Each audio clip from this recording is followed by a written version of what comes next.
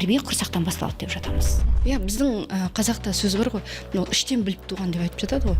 Сіз өзіңіздің жеке тәжірибеңізбен бөліссеңіз, балаларыңызды қазіргі кезде қалай тәрбиелеп жатырсыз?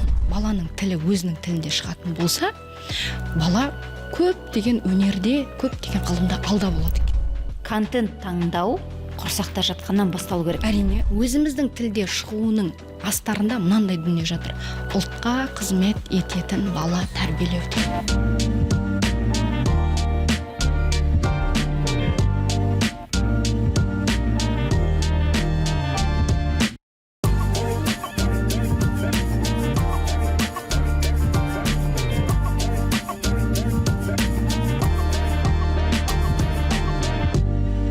Армысыздар, қымбатты көрермендер, біз кезекті подкастымызды жалғастырамыз. Қазақ тілі іс жүзінде бүгінгі біздің тақырыбымыз балалар контенті тіл қалыптастыратын орта, және осы тақырыпты ашуға бізге келген маманымыз, білікті маманымыз Құндыз Оралжан, этнопедагог, үшемнің анасы. Сәлеметсіз бе? Қош келдіңіз. Қош көрдік.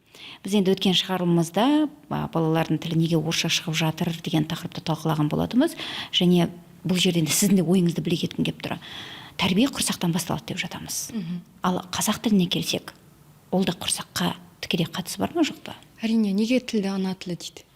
Бұл жерде бізде мысалы өзіміздің мекенімізді ата мекен деп атамен байланыстырып тұр. Ал енді тілді анамен байланыстырудың астында әрине тікелей құрсақпен байланысты ұғым жатыр.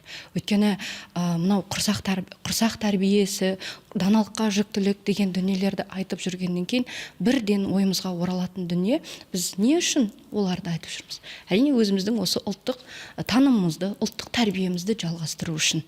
Ал бала анасы қай тілде сөйлейді, сол тілде сөйлейді. Яғни анасы қай тілде сөйлейтін болса, баласының тілі сол кезден сол тілмен шығады. Сондықтан бала ішке біте салғаннан ақ анасының өз тілінде сөйлеуінен бөлек өз тілінде құрсақта баланы сусындата алуы өте маңызды. Ал немен сусындатамыз, қалай сусындатамыз деген сұрақтың туатыны даусыз, ол сәтте ананың іште жүргеннен ақ баласына арнап көркем әдебиет оқуы, одан бөлек халықтың түрлі дастандары бар аудио форматта, соларды тыңдауы, одан бөлек өзінің дауыстап балаға өлең, жыр, тақпақ оқып беру өте маңызды. Бұл барлығы негізі құрсақта жасалу керек. Одан бөлек іште жатқан бала соның барлығын іште жатып ақ сіңіреді. Иә, біздің қазақта сөз бар ғой, іштен біліп туған деп айтып жатады ғой. Біз шынымен де бала 9 айдың ішінде бүкіл анасының салт санасын, болмысын, тұрмыс тіршілігін, отбасының сіңіріп өсіп қояды екен. Нақты бір дәлел ретінде бір ғалымның зерттеуін оқыған, бала екі отбасыны зерттейді. Сонда бір отбасы арнайы қалада тұрса да, бір Францияның ауылына барып, сол жерде жүктілік кезі сол ауылда өтеді. Бірақ баланы дүниеге келген кезде қалаға кеп босанады. Бірақ білесіз бе, баланың тіліндегі диалект сол ауылдағы диалекттер қалып қойған. Бала қалада дүниеге кеп тұр.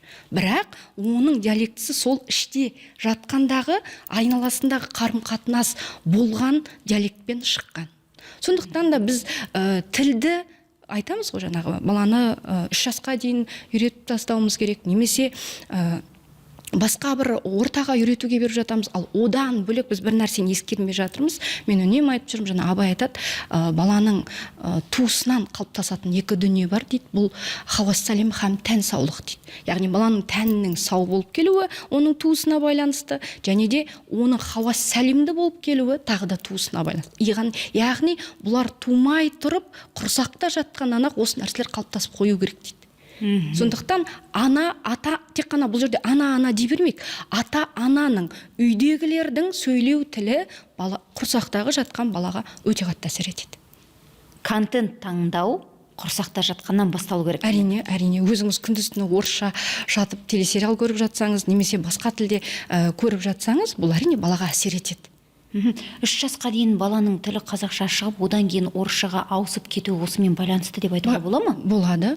Жалпы біз өзгенің дүниесін алған кезде өте бірден қағып алатын халықпыз ғой, өзгенің жақсы нәрселерін айтып, Жапонияда мынандай екен, Америкада мынандай екен деп. Осы тұста мен бір дүниені айтқым келеді. жапондықтар бастауыш сынып бітіргенше балаға өзге тілді үйретпейді. Өзге тілді мүлдем сіңірмейді. Зерттеп қарасаңыздар, көздеріңізбен анық түрде оқысаңыздар, көздеріңізді жеткізе аласыздар деген дүние. Зерттеп қарасаңыздар. Енді қараңыз, сол жапондықтар неге бастауыш бітіргенге дейін балаға өзге тілді сіңірмейді? Ол әбден бала өзінің ұлттық құндылығына жару үшін, рухани уызына қануы үшін баланы өз тілінде толыққанды бастауышқа дейін тәрбиелейді және басқа тілді шұбарламайды. Енді қараңыз, баланың тіл үйренуін бастауыштан кейін бастайтын болсаңыз, ары қарай ол өте жеңіл алып кетеді басқа тіл, өзге тілдерді. Бұл жерде бір мәселе бар да. Біз қазір балалардың тілін қойыртпақ шығарып жатырмыз ғой. Ертең қойыртпақ ойлайтын балалар қалыптасу әбден мүмкін.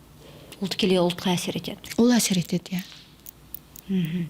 Ал енді контентқа келетін болсақ, біз бұған дейін енді бір 5 жыл бұрын деп айтайықшы, қазақ тілінде контент жоқ. Сол себепті балалардың тілі орысша шығып жатыр. Таңдау болмағаннан кейін кішкентайлар еріксіз ағылшын, тіпті үнділердің контентін көруге мәжбүр деп келдік. Ал қазіргі кезде жағдай жақсарды ма?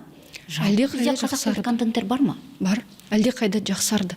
Мысалы, мынау Балапан телеарнасының, Қазақстан телеарнасының неше түрлі мағыналық тұрғыдан жақсы мультфильмдерді аударған нұсқалары жетерлік. Бірақ бұл жерде мәселе контентте емес, мәселе ата-анада. Неге? Біз ғаламторға баламызды беріп қойдық. Ал шын мәнінде біздің ұстазымыз Омар ағайымыз айтқан, ғаламторға баласын беріп қою бұл үлкен қылмыспен тең деп. Бұл сөздің астарын барлап қарасаңыз, үлкен дүние жатыр. Кім баласының не қарап, не көріп жатқанына назар аудармайды, сол кісі қылмыс жасап жатыр деген сөз дейді ұстазымыз айтады. Ал шын мәнінде ойланып қарасаңыз, бұл үлкен дерт деп айтайықшы, ғаламторға түбегейлі балаңды беріп қою. Оның не көріп жатқанын қадағаламау, оның күндіз түні немен отыратынын бақыламау бір баланың болашағына балта шабу. Өйткені әлеуметтік желі қазір тәрбиенің үлкен бір құралына айналып кетті. Біз білеміз, кез келген нәрсенің екі жағы бар. Дәл от сияқты, пышақ сияқты да әлеуметтік желінің жалпы қолымыздағы гаджеттің екі қыры бар. Жақсыға пайдалануға болады, немесе керісінше өз өміріңді құртатын бір дүние ретінде пайдалануға болады. Ал оны балаға ұсынатын кім? Оны ата-ана. Ата-ана шектеуді, не көруді, талғаммен көретін, еститін нәрсесін талғауды ұсынбаса, бала былыққа белшесінен бата береді. Осы тұста үлкен бір дүние шығады. Біз ескермей жүрген, жаңа айтып жатырмыз, Абайдың Хауас Сәлим дегені бар, бұлар туысынан дейді. Ал енді дәл осы ұғым Мағжанда бар. Хауас Сәлим дегеніміз бұл енді толық сезімді бала деп тұрмыз ғой.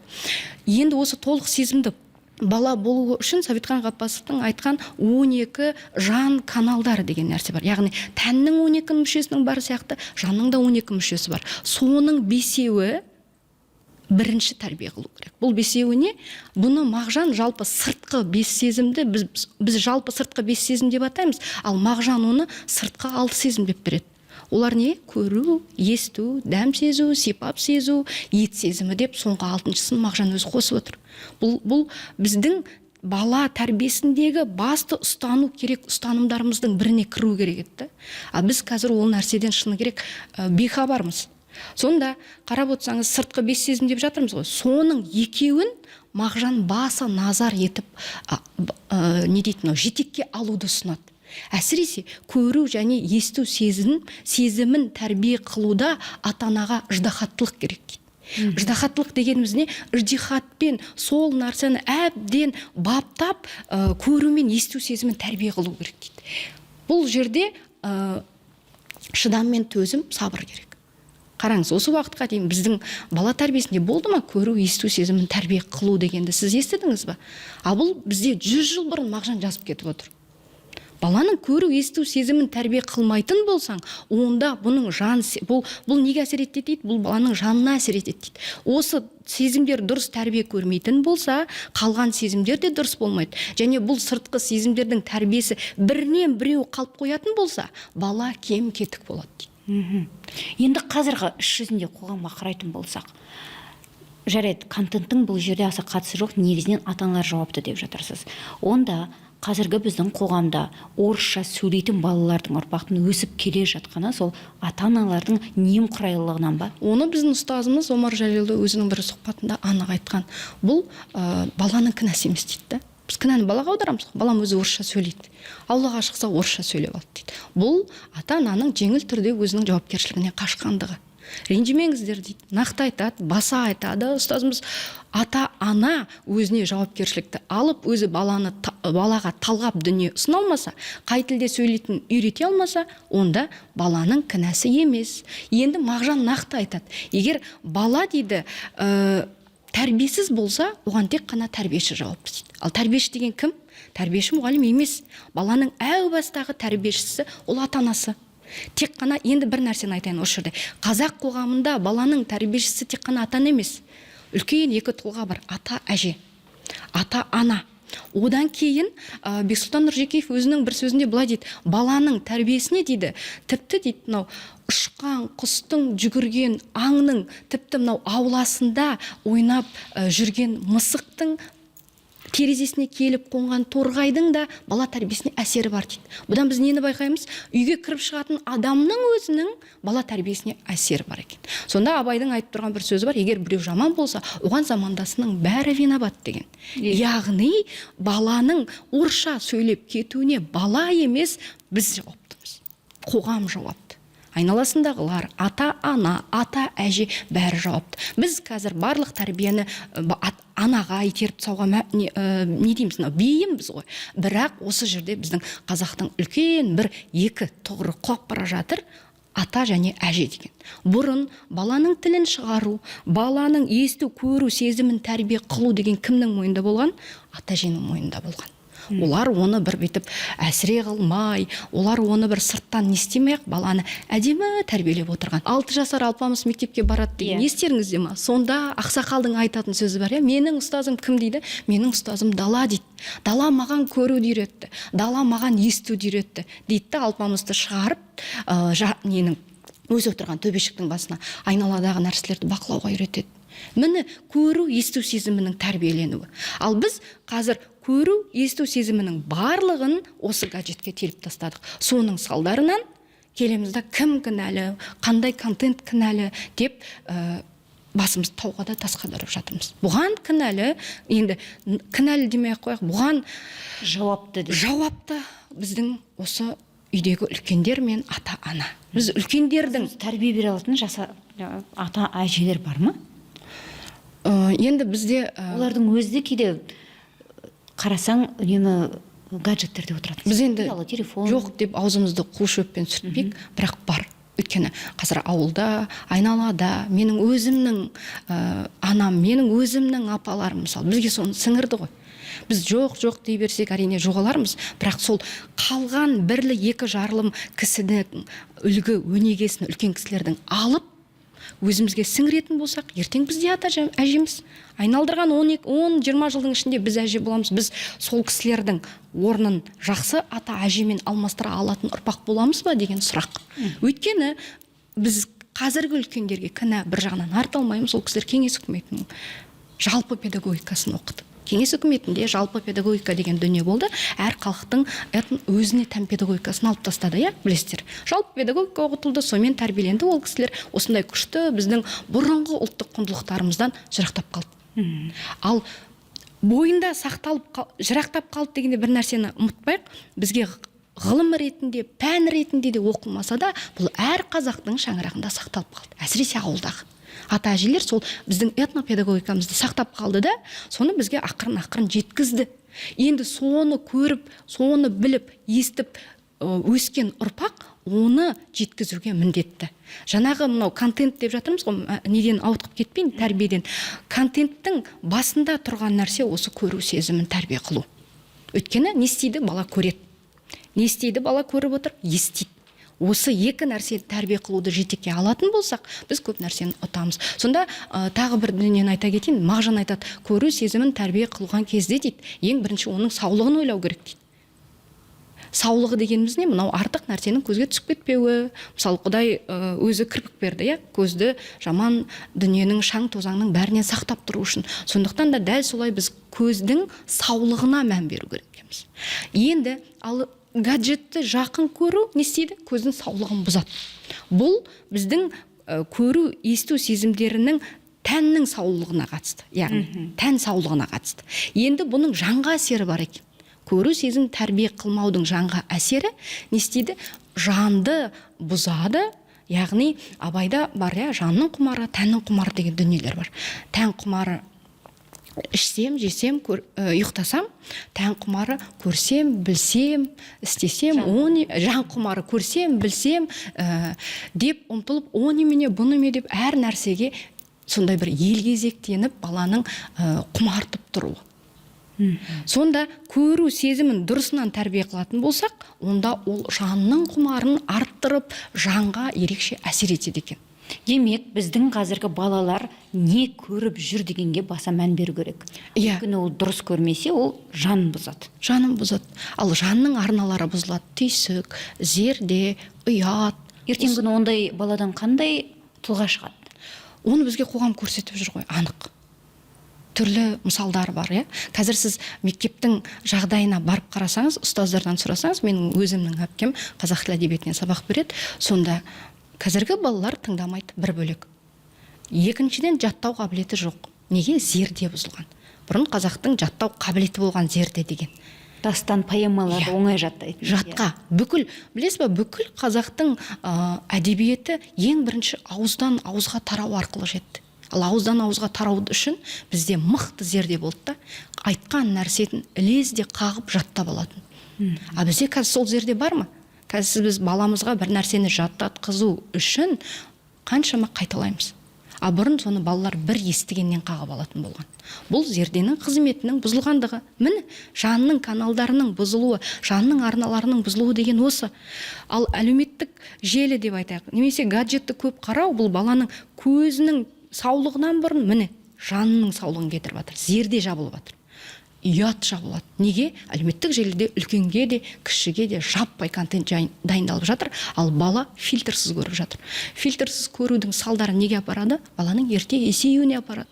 Ерте мынау үлкендерге тән дүниелерді ерте алып қоюына апарады. Баланың балалығы бұзылады. Ал біз баланың балалығын гаджет арқылы ұрлап жатырмыз. Бұзып жатырмыз. Бұрын қазақта балаларға арналған әндер деген болған. Бұрын қазақта балалар айтатын сөздер, балалар айтатын тақпақтар деген болған. Балалардың жыры болған арнайы. Одан бөлек балалар көретін нәрселер естеріңізде ме? Біз үлкендер отырған кезде тек қана сол балаларға арналған контентке келетінбіз, үлкендер көретін нәрсеге көруге ұялатынбыз мысалы. Сондай дүниелер болған. Өзіміз ұялып тұратынбыз. Бұл не? Бұл ұят сезімінің барлығы қоғамда үлкен мейірімді адамның қалыптасу. А сіз ойлаңыз, жанның сондай арналарының бәрі жабылып, жанның сондай жұмыстары бұзылса, біз кімге айналамыз? Хайуанға айналамыз. Оны Абай ашық айтады 7-ші қара сөзінде. Осы жан құмары, тән құмары бұзылатын болса, не болады дейді? Адамның хайуаннан ерекшелігі осы еді ғой дейді. Көрсем, білсем демек еді ғой дейді. Ал бұл жанның арналары бұзылған балаларда көрсем, білсем, дүниені танысам, үлкенді сыйласам, ар ұяттың қадір қасиетін білсем деген нәрселер жабылып қалады екен. Жоқ болып кетеді. Яғни үлкен бір дерт та бұл балаларға ғаламторды ешқандай талғамсыз қой демей ұсынып қою. Ертеңгі күні қоғамның үлкен дертіне айналып кетпесі үшін не істеу керек? Мәселен, сіз өзіңіздің жеке тәжірибеңізбен бөліссеңіз, балаларыңызды қазіргі кезде қалай тәрбиелеп жатырсыз? Оның үстіне сізде үшем қазақша сөйлей ме? Әрине. Кеше ғана біз сөйлесіп жатырмыз, сонда мен аңдауыста папаң деп айтып қаламын. Қызым маған ескертіп жүрсін. Папа деген орысша, әке деген қазақша. Сен неге қазақша айтпайсың? Өйткені бұл сөз кімден? Бұл сол әжесінен, әкесінен естіп отқан сөздер. Үйде әр нәрсені қазақша айтуға бейімдей бастаймыз. Жақында ғана мен балаларды дамыту орталығына бердім. Тілдері орысшалана бастады, бірден шығарып алдым. Өйткені менің мақсатым енді бір елден ерек бөлініп отау тігу емес. Менің мақсатым тым болмаса осы 1-ші сыныпқа кіргенге дейін өздерінің тілін толыққанды сіңіріп алса. Өйткені қазақ тілі өте асыл тіл, оның сөздік қоры өте бай тіл. Әбден бала соны бойына сіңіріп алатын болса, басқа тілді оқуға, басқа тілді үйренуге толыққанды дайын болады. Бұл бір. Оған дейін баланың миы бұзылмайды. Бір тілмен толыққанды қалыптасады. Ал енді мен не істеп жатырмын? Не істедім осы уақытқа дейін? Құрсақ тәрбиесі деп жиі айтып жүрмін ғой. Сол балалар құрсағыма бітісімен өзім түрлі қазақтың көркем әдебиетін, балаларға арналған жырларды, ертегілерді оқи бастадым дауыстап. Әлдиден Епсқа дейін деген кітап енді қазіргі кезде өте кең таралып жатқан. Сол кітапты оқып бастадым. Одан бөлек Мағжанның педагогикасы бар. Мен өзім дауыстап балаларға оқыған кітаптың ішінде. Одан бөлек батырлар жыры, қисса дастандар бар. Сіз қисса дастандардың түп нұсқасын тауып оқитын болсаңыз, біз ұмытып кеткен түрлі сөздер бар. Біздің балалар қазір сол сөздерді айтады. Неге? Әжесі жырларын жатқа айтып отқандықтан. Мен шамам оқып бергендігімнен, шамамызша жаңағы шұбарламай сөйлеуге тырысқандықтан балаларымыздың тілі қазақша шықты. Сонда айды аспаннан шығарып, ойбай баланың тілі балабақшаға барғаннан орысша шықты. Біз үйде қазақша сөйлеп едік деп айтып жатамыз ғой.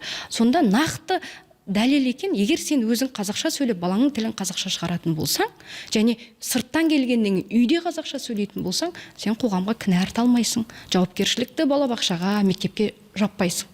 Өзің жауапкершілікті алып, балаңның тілін қазақша шығара алатын болсаң. Сосын үлкен біздің тіліміздің анық шығуына, әріптерді дұрыс айтуымызға көмектескен нәрсе тақпақтар. Қазақтың тақпақ өнері деген үлкен бір ғылым бар деп айтайық. Тақпақ жаттату өнері дейікші, өлең тақпақтарды жаттату. Ол тақпақтардың түрі бар. Есеп өлең, өтірік өлең, содан кейін мынау неше түрлі қалжың өлеңдер бар, баланы қызықтырып жаттататын. Солардың барлығы баланың тілінің дұрыс шығуына қатты әсер етеді. Әсіресе, мысалы, балалар 1,5-ға келген кезде барлық айыптерді айта алады, ырды айта алмайды. Ырды шығару үшін біз түрлі жаттығулар жасадық. Неше түрлі өлеңдерді жаттаттық. Әжелері қолға алды. Енді бұл жерде бұл жаңағы қазақ тілінде шығару үшін біздің өзіміздің қазақтың төл әдебиеті, қазақ балалар фольклорына жүгіндік.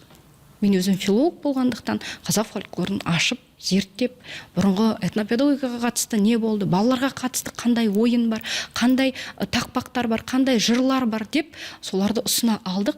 Енді Аллаға шүкір дейік, балалардың тілі 1,5 жасында шығып кетті. Ал әдебиеттен алыс адамдарға қандай кеңес бересіз? Олар мысалы кітап оқығанды ұнатпаса? Кітап оқығанды ұнатпау деген ол сөз тіркесі болмау керек деп ойлаймын да. Өйткені мен өткен жолда айттым ғой, мысалы ұлтқа тән екі мықты дүние болатын болса, ұлтқа тән екі бір ғажап дүние болатын болса, оның бірі тіл, әдебиет пен тарих. Әдебиетке жабысуға біз міндеттіміз. Мейлі сен математик бол, мейлі физик бол, мейлі басқа салада бол, әнші бол, кім бол, әдебиет балаға оқытуға мәжбүрміз қазір.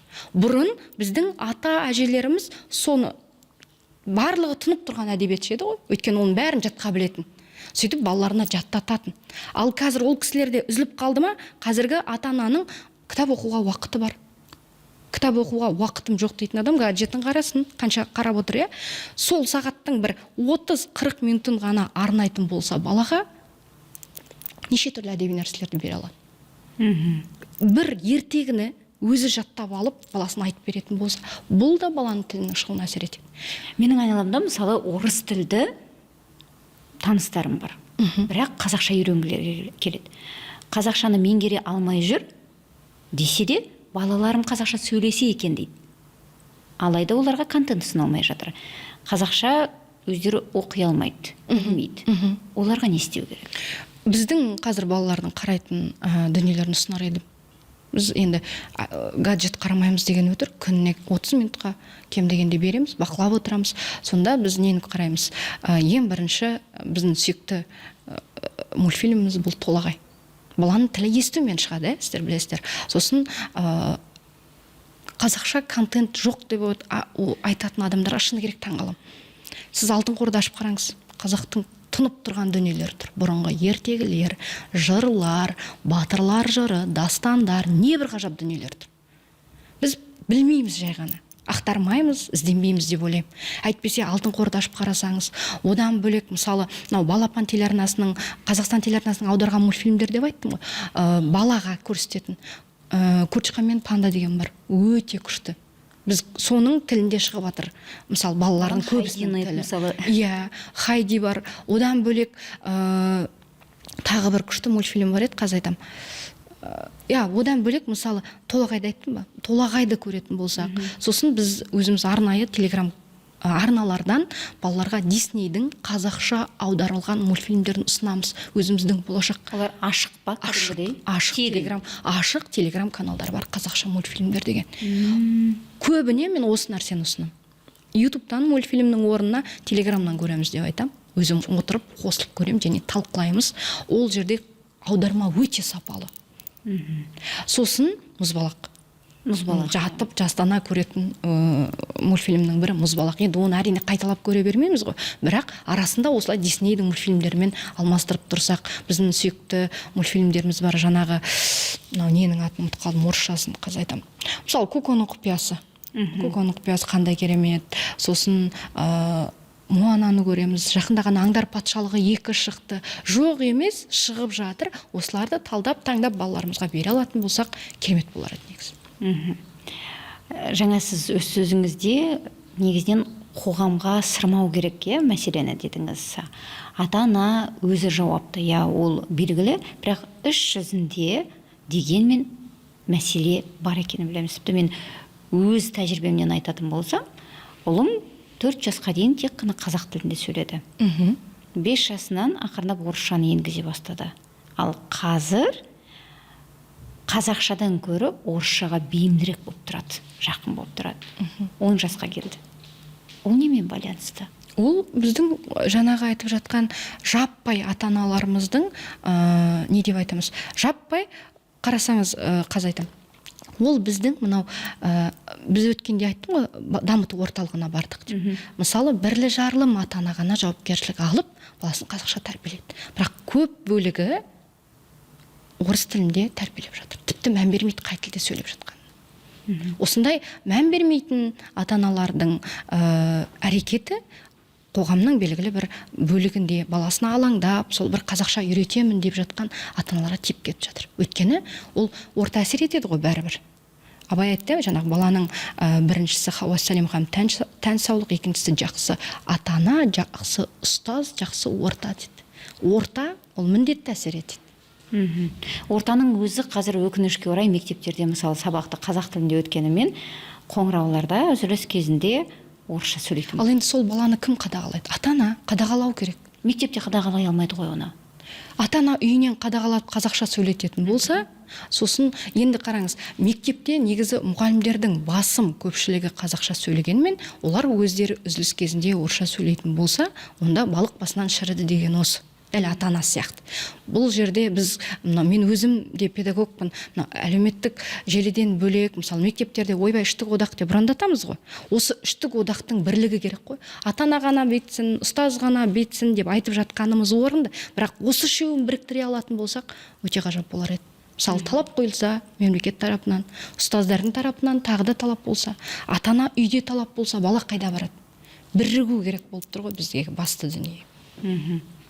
Одан кейін баланың тілі қазақ тілінде шығу үшін, негізгі ол құрсақтан басталады деп жатырмыз. Дегенмен контентті қай бағытқа өзгерту керек, не жетіспейді бізде? Кеше ғана саралап ойлансам, бізге ертегілер жетіспейді. Әлеуметтік YouTube желілерінде тақпақтар жетіспейді. Сосын жаңағы қазір санап айтып отырмыз ғой, мультфильмдердің көбісі шетелдік мультфильмдер.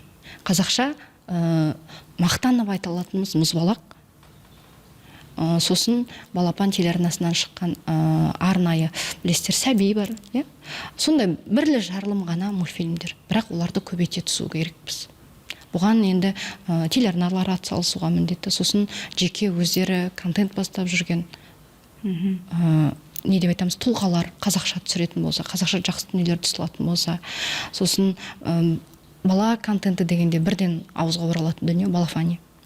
Осы балафанидің әндері, үйрететін тақпақтары, әріптері бізге көп керек. Бізде бір ғана балафани болып тұр да, бізге көп керек. Торғай ТВ мысалы. Торғай ТВ, бұрын өте жақсы. Өте жақсы болатын. Бірақ қазіргі уақытта Торғай ТВ-да аз шығып жатқан дүниелер тіпті шықпай қалды. Одан балафани. Міне, біз осындай дүниелерді қолға алып жіберсек, мысалы нақты демеушілік жасайтын кісілер осы дүниелерге демеушілік жасап жіберетін болса, онда нұр үстіне нұр болар еді. Біз басқаның контентіне үңілмейтін едік.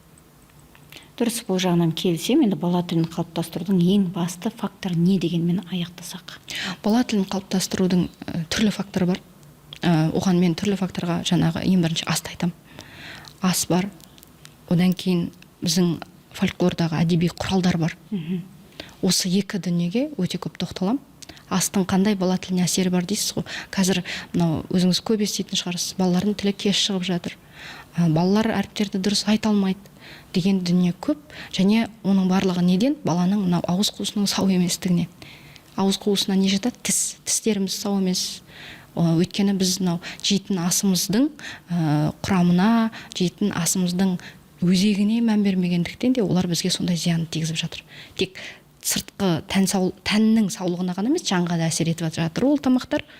Мысалы, балаға қазақтың бұрынғы берген астары, қатты құрт, малта құрт, оның барлығы тіске әсер ететін болған. Және бұл жаңағы жақтың, тілдің жұмыстарын жақсартатын болған. Бұл не? Бұл тілдің шығуына тікелей әсер етеді. Бұл ас бөлімі дедік. Енді екінші бір қалып қойып жатқан бөлім. Қайта-қайта бұл нәрсеге орала береміз, оралмасқа болмайды. Өйткені үлкен фактор осы қазақ фольклоры қалып жатыр. Одан кейін баланың тілінің кеш шығуына контент әсер ете ме? Немесе, мысалы, қай тілде сөйлей алмай мүмкін жүрген балалар бар шығар, иә? Ол контентпен тікелей байланысы бар ма? Жаңа қойыртпақ деген сөзді айтып қалдық қой. Баласы біресе ата-ана жартылай қазақша сөйлейді, көретін дүниесі орысша немесе ағылшынша. Сосын тікелей әсер ететін осы екі дүниеге сіз үшіншісіне контент қосып жатсыз ғой. Бұл өте орынды. Себебі жаңа басында айтып жатырмық қой, баланы көру, есту сезімдерін тәрбие қылу деп. Не үшін? Баланың тілінің дұрыс шығуы үшін. Тіл дегеніміз не? Ол тәннің құралы, иә? Ал жанның дұрыс болуы үшін. Осы екеуі дұрыс болмайды, егер де осы үш затты дұрыстамасақ. Асын дұрыстамасақ, қазақ фольклорына оралмасақ, және контенттің көретін дүниесін дұрыстамасақ. Көретін дүние баланың естуіне де әсер етеді, тек қана көріп отқан жоқ. Сонымен қатар мынау құлақты тәрбиелеу, есту сезімін тәрбиелеу деген дүние бар. Есту бала орысша, ағылшынша тіпті болмайтын, біз түсінбейтін тілдерді көріп жататын балалар бар.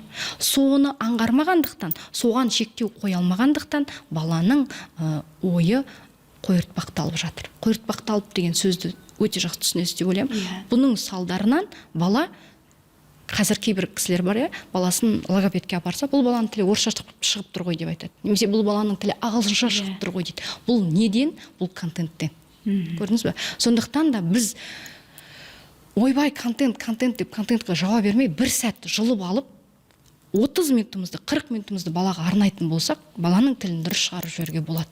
Бұған бастапқы 5-ақ жылымыз кетеді. Қараңызшы, осы жерде сөзіңізді бөлейін, Айбетпеңіз. Қазақ тілінде емес, ағылшын тілінде, орыс тілінде шығып жатыр деп дефектолог мамандар айтқан кезде ата-аналар не істеу керек? Я сол тілде ары қарай дамыту керек пе, жоқ әлде қалай болғанда да жұлып алып қазақ тіліне бейімдеу керек пе? Өз тілінде шығарған абзал ғой. Өйткені сіздер білесіздер, өз тілінде баланың тілі өзінің тілінде шығатын болса, бала көп деген өнерде, көп деген ғылымда алда болады екен. Өйткені оның қаны, оның бойында сол тілдің негізі бар. Сондықтан да сол тілде шығару маңызды орында. Егер кім баласының басқа тілде шығып бара жатқанын көреді, шынымен де қазақ тіліне бет бұрып, қазақ тілін негізге шығарып жіберу керек. Өйткені баланың көкейінде өзге тіл тұр ғой, ол кейін-ақ оны тез үйреніп алады. Ал біздің мынау өзіміздің тілде шығуының астарында мынандай дүние жатыр. Ұлтқа қызмет ететін бала тәрбиелеу деген. Кімнің сөзі еді бар ғой? Өзінің тілінде баланың тілі шықпайтын болса, ол тілден ұлтқа қызмет ететін адам шықпайды. Осындай мағыналас сөз бар. Бізге ұлтқа қызмет ететін, ұлтын ойлайтын адам керек па? Ол адамның тілі міндетті түрде ана тілінде шығу керек. Біз мәжбүрміз ана тілінде шығаруға қазір. Өйткені біз көрдік қой. Орыс тілінде шыққан балалардың қазір деңгейін аңғарып, бақылап отырмыз. Біз қаншама жыл отар болдық, соның салдарын көріп жатырмыз. Енді бір сәт оянып, етек жеңімізді жинап, өз тілімізге қарай бет бұруда тұрған бір қиындық жоқ деп ойлаймын. Ата-ана сол нәрсені жауапкершілікпен жасай алатын болса, ол тез түзеледі. Көш жүре түзеледі дейді ғой, түзеліп кетерміз. Өте жақсы кеңестер айттыңыз. Шындығына келгенде бала қай ортада жүрсе, қай тілде сөйлесе, сол ұлтқа қызмет етеді деген бар, иә, өзіңіз айтып өткенде. Ал сол ортаны кім қалыптастырады? Ол әрине өзіңіз айтып өткендей ата-ана. Демек, біз контент демей, қалай болғанда да бүкіл назарды, яғни ата-аналар өзіміз мұқият қолымызда ұстап, мұқият бақылауымыз керек. Иә, мен бір сөзбен қорытындылағым келіп тұр. Біз осы уақытқа дейін мән бермей келген Мағжанның есту және көру сезімін тәрбиелеу дегенді жетекке алсақ, бұл баланың ойының, көкірек көзінің, жан каналдарының ашылуына өте қатты әсер етеді. Ал көру, есту сезімін жетекке алу деген не нәрсе? Баланың еститін әні, еститін сөзіне де мән беру, яғни үйде өзіңнің абайлап сөйлеуің. Ал көретін дүниелеріне назар аудару деген, жаңа мен сізге алпамыс мектепке баратында айттым ғой, бізді дала тәрбиелеген деп. Баланы табиғатпен үндестіру, баланың көру сезімін қатты тәрбиелейді. Енді біздің көрермендеріміз осы айтылғандардың барлығын елеп ескереді деген ойдамын, және ең бастысы іс жүзінде қолданса деген ниетіміз бар. Студиямызға келгеніңізге және өте тұшымды сұхбат бергеніңізге алғысымды білдірем. Алдағы уақытта да еліміздің, ұлтымыздың дамуына, ұрпақтың дұрыс бағытта тәрбиеленуіне өз үлесіңізді қоса беріңіз. Аман болыңыз. Қымбатты көрермендер, келесі бағдарламамызда біз дәл осы тақырыптың жалғасын мектептегі тәрбиемен байланыстырамыз. Сондықтан біздің подкастты көруді ұмытпаңыздар. Амандықта жүздесейік.